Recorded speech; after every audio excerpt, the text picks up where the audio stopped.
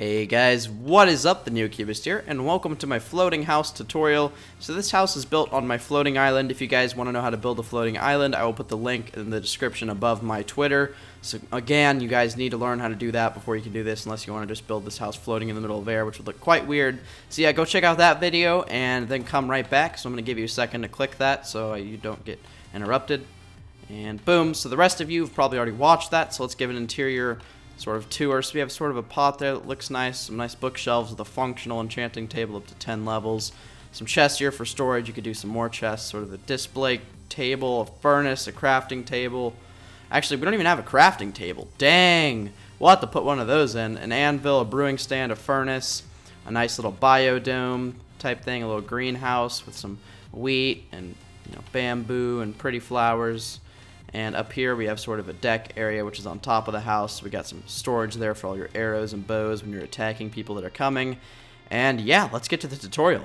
Alright, so the materials needed are fairly basic. You're just going to need oak wood planks, maybe some stone bricks, some fences, maybe iron bars, glass panes, wooden slabs, and of course smooth sandstone for the flooring. So I decided to go with smooth sandstone for the flooring, not only because of the way it looks, I just love the way it kind of looks. As you see on the ground, it gives a nice smooth sort of off-whitish feel, and honestly I really like it, and I think you guys will too. So I went ahead and built the outline here. I'm gonna go from above so you guys can kind of see it here.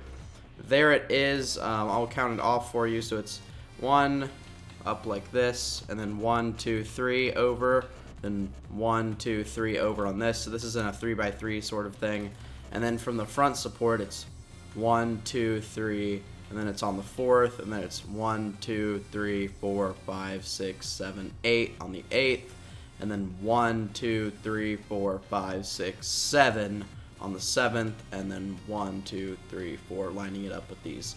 So there you go, there it is from the top again. That is a 3-block space, and I believe that's somewhere on 8, and that's 7, so there again, it's just the above view. So let's get started. So the walls will be oak wood, but bear in mind I will be changing quite a lot from the outside, so it will look fairly nice.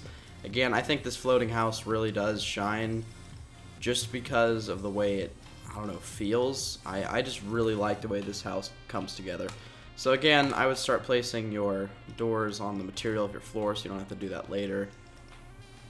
And let's go ahead and just fill all of this in, and with oak wood, 1 2 3 4 high, and come right back. So I did forget to mention that your support beam should be 1 2 3 4 5 6 blocks high, and that is so the top of the house has enough room to sort of breathe, and it is very open.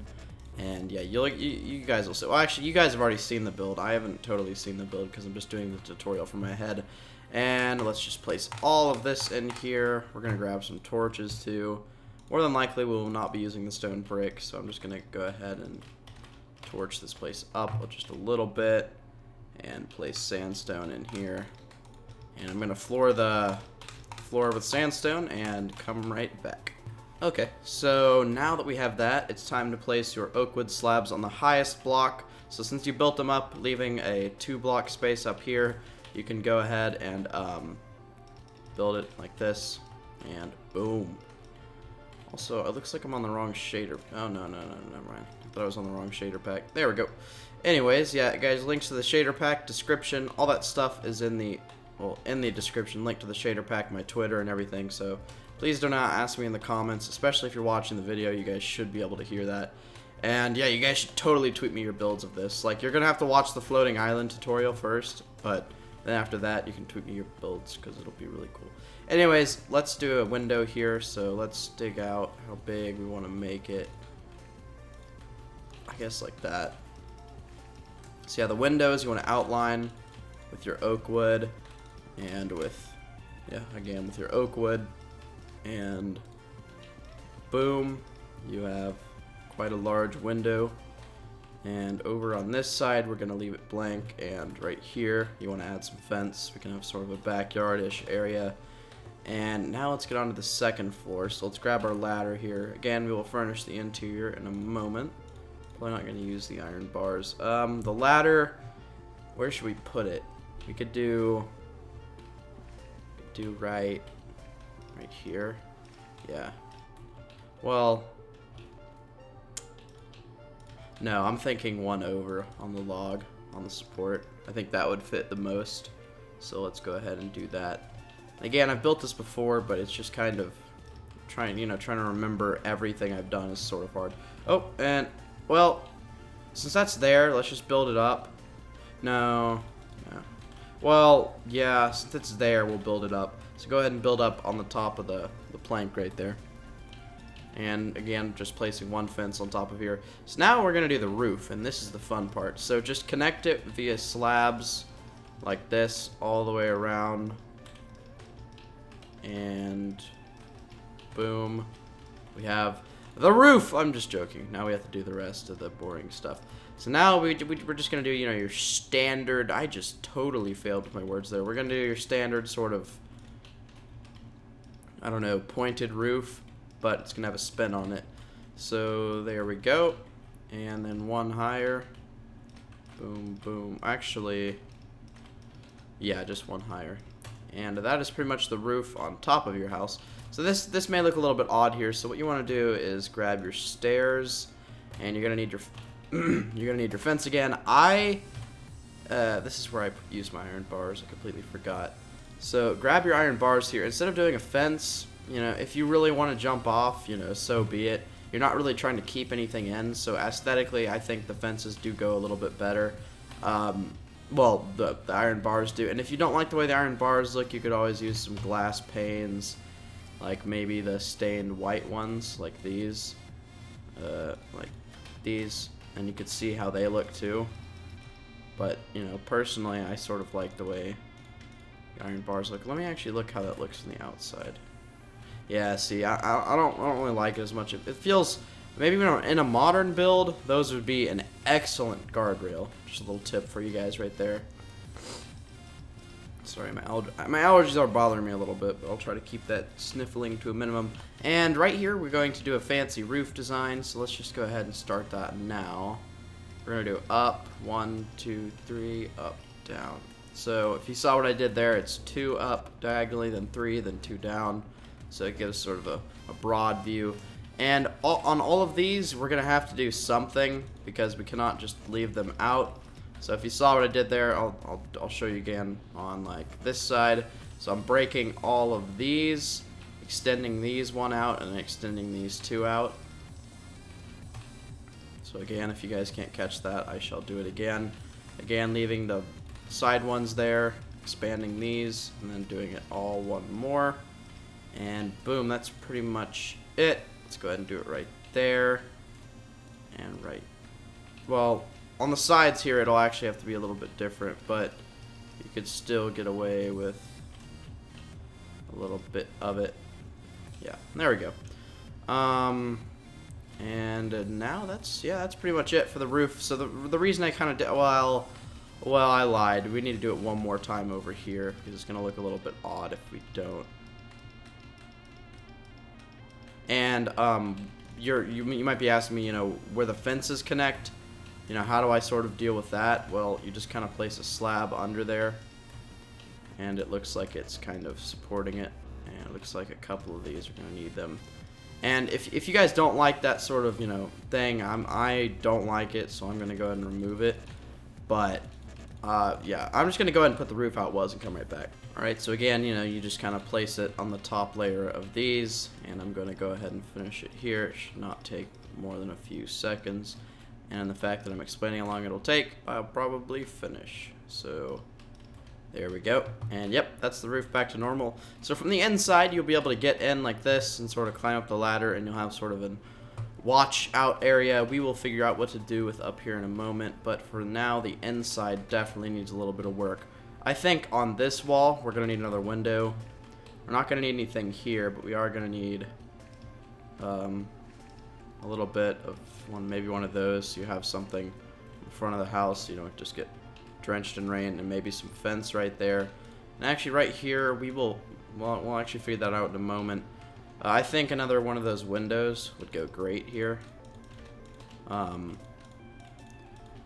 Due to the circumstances, though, we might actually have to just do something like that. And that, and then maybe just like that. And then we can just place your glass panes right here. And we'll definitely do a cool interior. So yeah, that is just a little bit of a thing there. I'll show you the reason why I'm doing that. It's because I'm going to go ahead and bring the light in. So it adds more depth to the house without taking away anything. And on the edge here, we're going to go ahead and just throw on a biodome. And those are really cool. So you're going to grab your glass here. You're going to have to maybe expand your island out a little bit. So you can go ahead and do that. It's not really hard to do, but when you do that, you want to make sure you're proportional on the underbelly. So kind of like this. And make sure you kind of make it seem like it's going to stick out a little bit more, and it still looks like it's floating. So there we go. Let's go ahead and throw on another time set 2000. And the reason I do that number is because that's like the brightest number. Not sure why. But there we go, and it may look a little bit funky over here, so we're just going to do something like that. And voila, you have an expansion done. We're going to need a little bit more room over here, though. So that's just one little problem. And that should actually be good. So go ahead and grab your glass here. And we're going to do it from right here, 2, 3. 1, 1, 2, 3. Let's see. Oh, okay. Well, that makes me feel super smart. We're just going to do 2, you know, like you're supposed to. And there we go. And then build it 1 up. So again, just following what I'm doing here. On the diagonals, just kind of leave them. So you might have to like break a couple pieces. And then that's pretty much your biodome. It's pretty domey. So let's go from the inside and figure this puppy out. So if it's in the middle, we're just going to do it on the edge, because I don't want to deal with having to sort of screw around with something other than that. And from the inside, if you had an upside down stair, it looks like a lot more depth. So I'm going to do that. And I keep throwing in the word depth there, and what that means is it sort of feels like it's bigger than it really is in a way.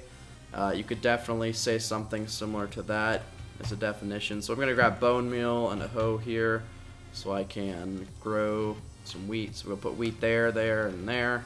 Just sort of a random pattern. And then maybe some sugar cane.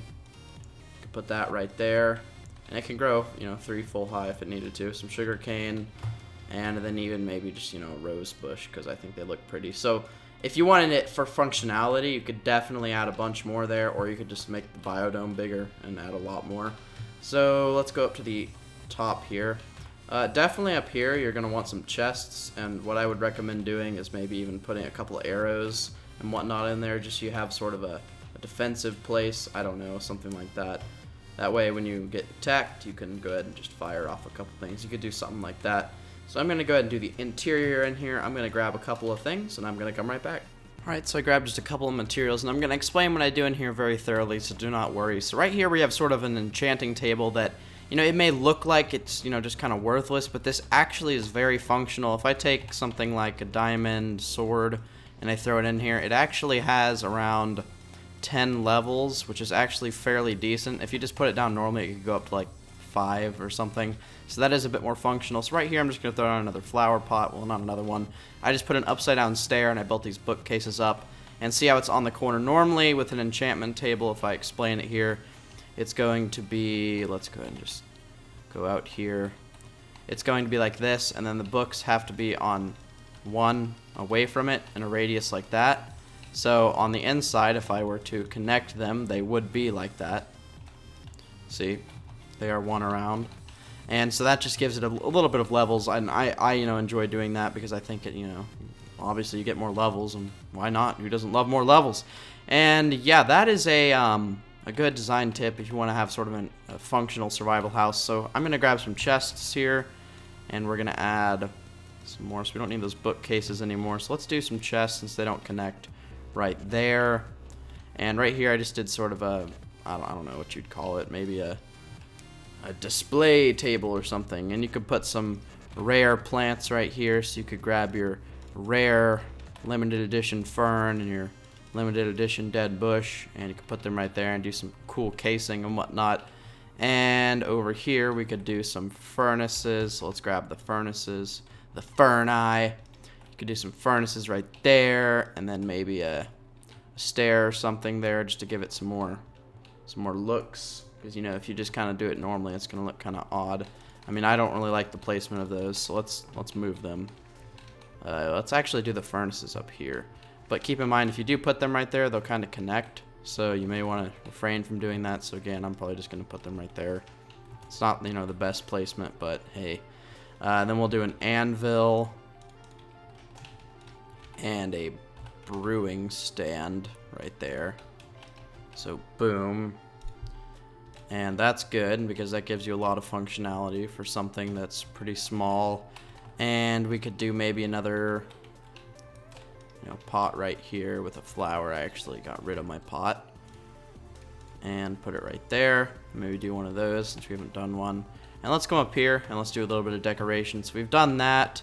We don't have lighting yet, so what I'd recommend doing is just placing these on the corners, kind of like this.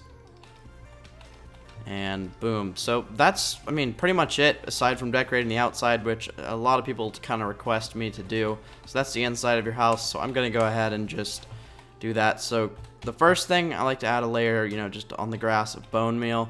And the reason I like to do that is, and it gives them more a natural look. And if you guys are asking how you get up and down from this, honestly, you could, you know, you could build this down right here on the floating island, this little center column, and then climb up it with vines or something. That would look kind of cool.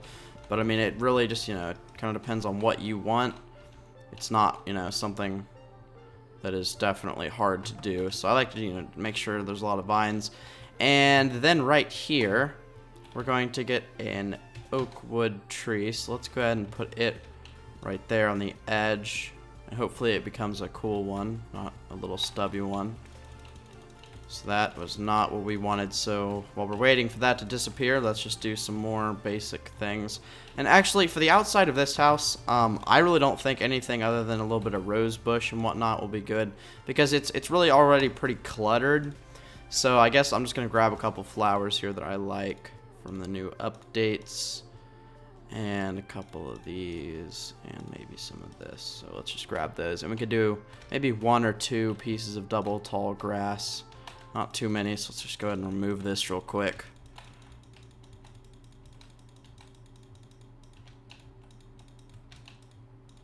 And again, just, you know, a couple pieces of double tall grass here and there. And we'll maybe do a rose bush, you know, quite often, because I really do like the way rose bushes look. And then maybe a lilac, or this is a peony. Okay. I'm not really familiar with my flowers, so I don't really know what they actually are. But I do know a couple, and maybe a, you know, a large fern or 2 here and there, because, you know, large ferns are fairly rare, as I've stated inside. So we'll just place those sort of here and there. And that's pretty much it, guys. So if you guys like the tutorial, go ahead and leave a like, leave a thumbs up. Definitely post your pics on Twitter of this build. I would absolutely love to see them. Retweet them, favorite the tweet, follow me on Twitter. All of those cool links are in the description below. And yeah, remember to subscribe if you'd like to see more cool tutorials like this. We do have another floating island tutorial coming up. Tell me when you guys would like to see that. And yeah, that's pretty much it. So I'll see you guys later. Bye.